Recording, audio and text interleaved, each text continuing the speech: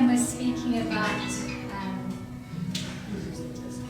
man's first sight when he opens his eyes and he sees the God who has created him in his image and likeness. And he breathes his life, he breathes his breath into man. And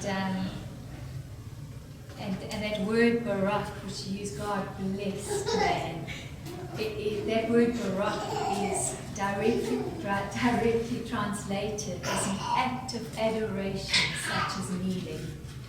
And what a beautiful image when we take our own children, when you take a loved one in your arms and you just want to fall to your knees in just love for this being.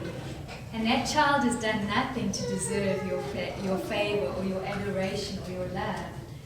But they simply are yours. And they're your offspring. And this is how Genesis describes God blessing them. And in Numbers 6:24 as well, the Hebrew linguist translated it's exactly the same word barak.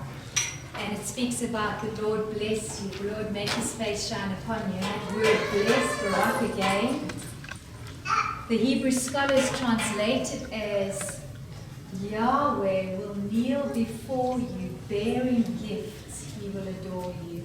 Isn't that beautiful? And we think, what?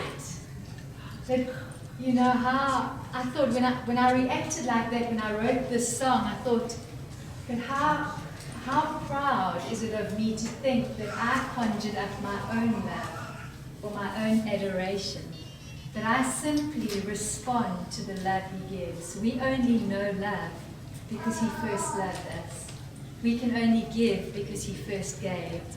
And so, wherever you've come from this evening, however your day has been, allow yourself to be held in the adoration of your Father and allow yourself to be loved by him.